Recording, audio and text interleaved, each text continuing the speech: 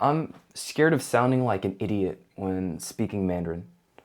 These polyglots online speaking like 10 different languages, and whenever I see these type of videos, I'm just thought to believe that I have to be like that before I even open my mouth to speak the language. The thought of failure is probably the worst hurdle to overcome, because we as humans always want to avoid interactions that will make us feel awkward, so we just kind of shell ourselves and we just hide. We don't want to go outside. We don't want to say hi to this person. We don't want to ask him what he's doing. Just all these questions that would go through our mind. We don't want to say none of that in a language that we don't feel comfortable with. And that's the reason why I'm trying to make this video now, just to show you guys, is that with awkward moments is what truly advances your fluency to a whole different level.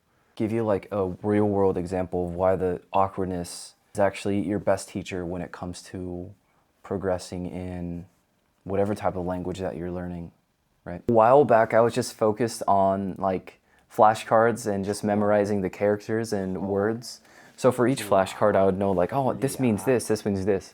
So I went outside that day and I saw this really cute cat, and the owner was just walking it on a leash. I guess that's normal in China, I don't know. I walked up to the owner and I told her like, if I can pet it in English, or then I use like 我可以摸一下,我可以摸.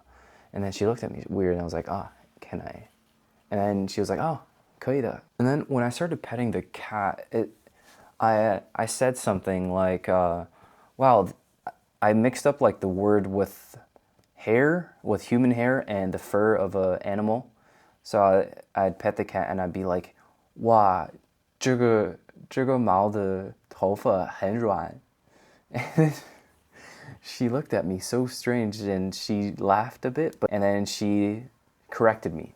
And I kind of just flushed. I turned red and she said it's mao. And then I was like, oh, wait, it's not tofa. Tofa is for human hair. Mao is for fur. I mean, I knew some parts of like flashcards. I know like the characters, the strokes and whatnot. I can read through right now like 600 characters just going back and forth through flashcards, just going back and forth.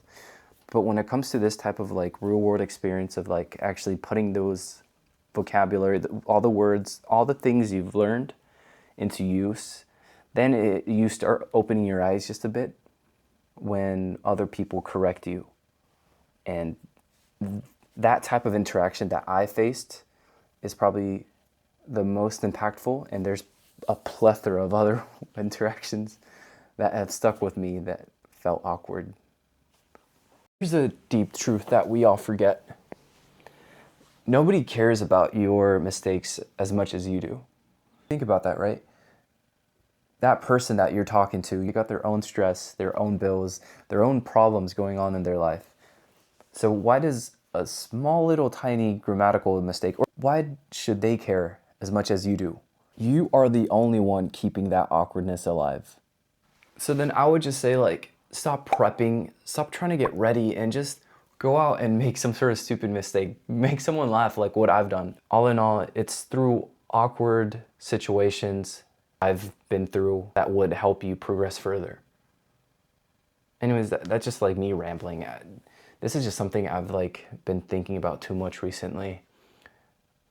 Of course, like studying and whatnot is really good for you and going through textbooks, but for reaching fluency, like whatever language you're trying to achieve, it's through social interactions and awkwardness.